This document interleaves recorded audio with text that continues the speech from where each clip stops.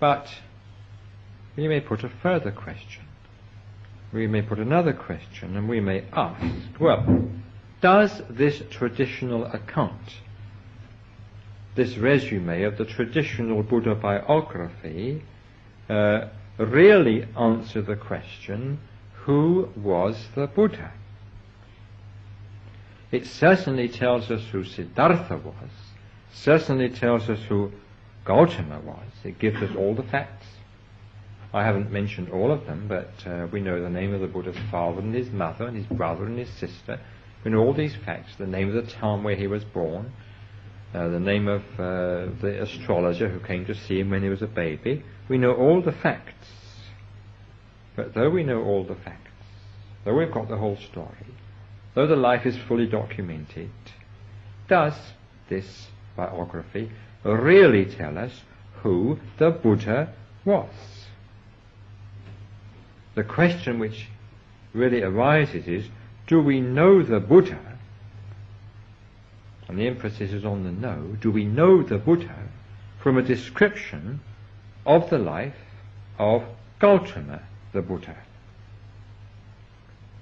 We might even say, we might even ask, what do we mean by knowing the Buddha anyway? Let's take an example. Suppose we are told about somebody. Suppose someone says to us, yesterday I met so-and-so.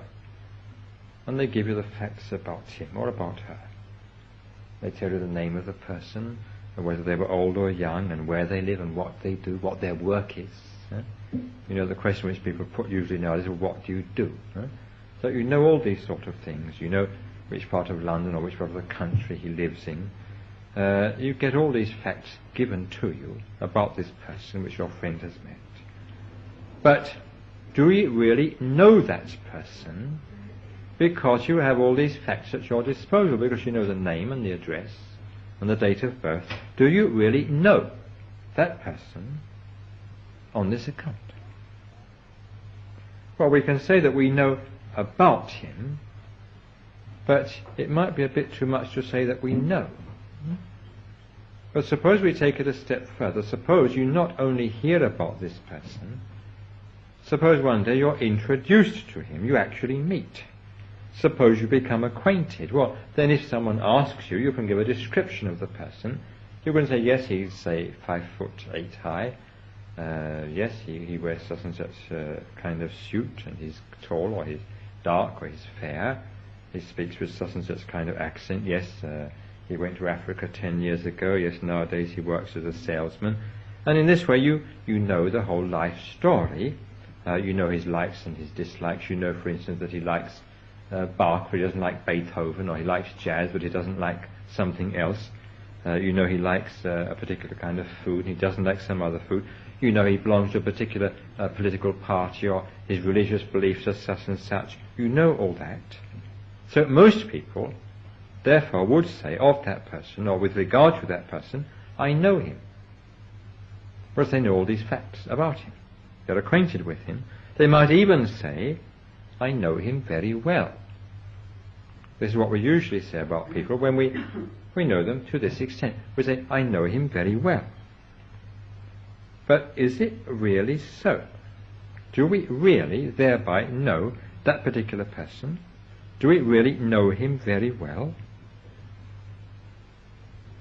Even speaking from a purely worldly point of view, in a purely worldly sense, we know that it sometimes happens that we have to correct our opinion of someone, correct our evaluation of someone. Sometimes we're taken by surprise. We might have thought that we knew that person very well. But one day, as I say, we're taken by surprise. They do something quite unexpected, quite out of character, as it were, and we say to ourselves, rather surprised, sometimes a little hurt, well, I never thought that he or she would do that. I never would have expected that of them. Or we might even say, very sadly, well, that's the last person I thought would do that. But they did it. They do it. And this shows how little we really know other people. How little we really know them. we're not really able to plumb the deepest springs of their action, their ultimate, their fundamental motivations. And this happens even with those who are supposedly nearest and dearest to us. We don't really know them. Sometimes the nearer they are, the less we know them. You know that old saying, it's a wise child that knows its own father. And this saying, of course, can be taken in at least 2 or 3 different senses. But we can also say, it's a wise father, or a wise mother, that knows his or her own child. We can say it's a wise husband who knows his own wife. It's a wise wife who knows her own husband. I know sometimes, just to reminisce a little, I've had the experience that a husband and wife both come to me quite independently, without telling the other, to consult me about the other, the husband about the wife and the wife about the husband. And usually the wife would give a picture of the husband such as I would never have recognized, and the husband would give a picture of the wife such as I never would have recognized. And sometimes this goes to show that neither really knows the other. Sometimes it's as though the so-called closeness, the superficial closeness, gets in the way. And what we know is not the other person to whom we're supposed to be so close. We know only our own projected mental states. We know only our own quite subjective reactions to that person. In other words, our ego, our self, just gets in the way. So in order really to know another person, we have to go much deeper than the ordinary level of communication, which isn't real communication at all.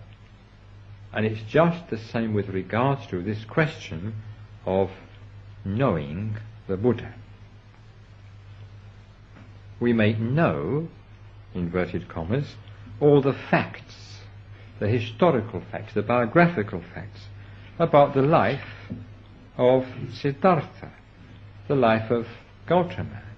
But are we thereby any nearer, really, to knowing the Buddha? In other words, can we really answer the question, who was the Buddha, by describing the life of Gautama, the Buddha? So the question arises again, or rather it continues to arise, who was the Buddha?